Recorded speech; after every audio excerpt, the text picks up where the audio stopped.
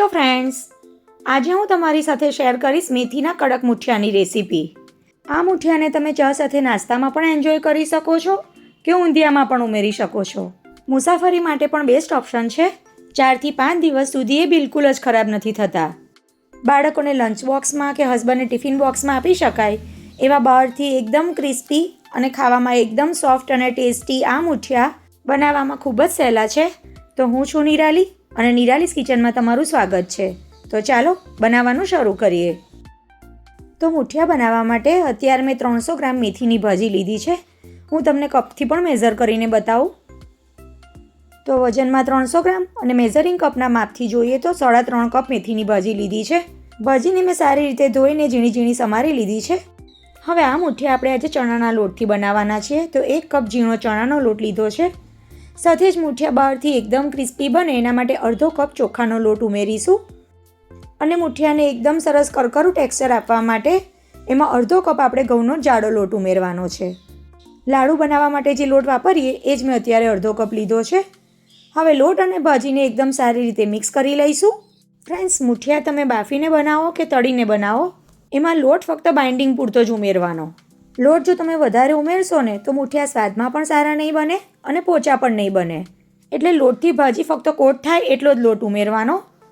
અને હવે મિક્સ કરી લીધા પછી મસાલામાં 1/2 ટેબલ સ્પૂન જેટલું મીઠું, 1/2 ટેબલ સ્પૂન જેટલો ધાણા જીરું પાવડર, 1/2 ટીસ્પૂન જેટલું લાલ કાશ્મીરી મરચું, 1/2 ટીસ્પૂન જેટલો હળદર પાવડર, તીખાસ માટે 1 ટેબલ સ્પૂન જેટલી લીલા મરચાંની પેસ્ટ અને 1 ટેબલ સ્પૂન જેટલી આદુ લસણની પેસ્ટ ઉમેરી છે। હવે ખટાશ માટે હું અત્યારે લીંબુનો રસ ઉમેરી રહી છું। તમે લીંબુની જગ્યાએ દહીં પણ ઉમેરી શકો। અને ખટાશ અને મેથીની ભાજીની કડવાશને બેલેન્સ કરવા માટે એમાં 2 ટેબલ સ્પૂન જેટલી ખાંડ ઉમેરી છે। હવે મુઠિયા અંદરથી એકદમ પોચા બને એના માટે 4 મોટી ચમચી જેટલું તેલ ઉમેર્યું છે। હવે ઉમેરીશું 1/2 ટીસ્પૂન જેટલો ગરમ મસાલો અને 1/2 ટીસ્પૂન જેટલા અજમાને આ રીતે હાથથી ક્રશ કરીને ઉમેરી લઈશું। અને ત્યાર પછી બધા જ મસાલાને ભાજી અને લોટ સાથે કોરું જ મિક્સ કરી લઈશું। પહેલાં આ રીતે મસાલાને જ લોટ સાથે સારી રીતે મિક્સ કરી લેવાના, કારણ કે ઘણીવાર એવું બને કે પાણી ઉમેર્યા પછી કોઈ મસાલો સાઈડ પર રહી જાય અને એનો સ્વાદ એક સાઈડ વધારે આવે। તો એવું ના થાય એના માટે આ રીતે પહેલાં બરાબર મિક્સ કરી લેવાનું। અને બરાબર મિક્સ થઈ જાય ત્યારે 1/4 ટીસ્પૂન જેટલો કુકિંગ સોડા ઉમેરી દઈશું। આપણે તેલ ઉમેર્યું છે એટલે તમે સોડા નહીં ઉમેરો તો પણ મુઠિયા એટલા બધા કડક નહીં બને, પણ થોડો સોડા ઉમેરવાથી મુઠિયા અંદરથી પોચા અને ફરસા બને છે। હવે સોડા પણ મિક્સ થઈ ગયો છે ત્યારે આપણે એનો લોટ બાંધી લઈશું। લોટ બાંધવા માટે અત્યારે મેં 1/4 કપ કરતાં પણ ઓછું પાણી લીધું છે। ખૂબ જ ઓછા પાણીથી લોટ બંધાઈ જાય છે। લોટ આપણે બહુ કઠણ નથી બાંધવાનો, રોટલીનો લોટ બાંધીએ બસ એવો જ લોટ બાંધવાનો છે। તો બધી જ વસ્તુ આપણે પહેલેથી મિક્સ કરી લીધી છે અને લોટને ભેગો કરીને મેં આ રીતનો રોટલી જેવો લોટ બાંધીને તૈયાર કરી લીધો છે। હવે આ મુઠિયાના લોટને આપણે રેસ્ટ આપવાની બિલકુલ જ જરૂર નથી। તરત જ હાથને તેલ કે પાણીવાળા કરી લેવાના અને થોડો લોટ હાથમાં લઈ અને આ રીતે હળવા હાથેના મુઠિયા વાળી લેવાના। મુઠિયાને હળવા હાથે વાળવાના, બહુ દબાણ આપીને નહીં વાળવાના, નહીં તો જ્યારે તમે એને તળશો ને ત્યારે એ કડક થઈ જશે। તો આ રીતે બધા જ મુઠિયા મેં વાળીને તૈયાર કરી લીધા છે અને બીજી બાજુ તેલ પણ ગરમ થઈ ગયું છે। હવે તેલ એકદમ ગરમ થઈ જાય ત્યાર પછી ગેસની ફ્લેમ મીડિયમ કરી દેવાની અને કઢાઈમાં જેટલા સમાય એટલા મુઠિયા ઉમેરી દેવાના। મુઠિયા તેલમાં મૂકી દીધા પછી 1 થી 1.5 મિનિટ સુધી એને બિલકુલ નહીં હલાવવાના।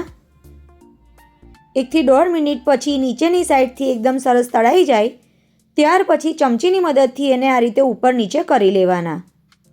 ચમચીથી તમે આ રીતે ઉલટાવશો એટલે ઇઝીલી એ છૂટા પડી જશે। મૂકી દીધા પછી તરત જ જો તમે એને હલાવશો ને તો એ તૂટી જશે। તો આ રીતે ગેસની મીડિયમ ફ્લેમ પર એકદમ સરસ ગોલ્ડન અને બહારથી ક્રિસ્પી થઈ જાય ત્યાં સુધી એને તળી લેવાના છે। એક સાઈડ 2 મિનિટ જેવું તળાય ત્યાર પછી જરાની મદદથી તમારે એને આ રીતે સાઈડ ચેન્જ કરી લેવાની, જેથી બધી જ બાજુથી એકદમ સરસ એક સરખા તળાય। મુઠિયાને તળાતા 3 થી 4 મિનિટ જેટલો સમય લાગે છે। ગેસની ફ્લેમ લો જ રાખવાની। જો તમે હાઈ ફ્લેમ પર તળીને ઉતાવળ કરવા જશો તો બહારથી ગોલ્ડન કલર તો આવી જશે પણ અંદરથી કાચા રહેશે। તો લો ફ્લેમ પર તળાતા 4 મિનિટ જેટલો સમય થઈ ગયો અને એકદમ સરસ ગોલ્ડન કલર સાથે મુઠિયાની એક બેચ તળાઈને તૈયાર થઈ ગઈ।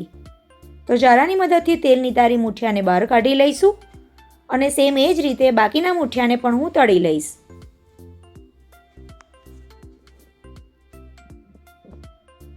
4 મિનિટ પછી તમે જોઈ શકો છો મુઠિયાની બીજી બેચ પણ તળીને તૈયાર કરી લીધી છે. શિયાળાની સિઝન આવે એટલે મારા ઘરમાં તો આ મુઠિયા નાસ્તા માટે અચૂક જ બને છે. આ મુઠિયાને તમે ધાણા લસણ કે ટામેટા લસણની ચટણી સાથે ખાવામાં ખૂબ જ સ્વાદિષ્ટ લાગે છે. અથવા તો ચા સાથે પણ તમે એને એન્જોય કરી શકો.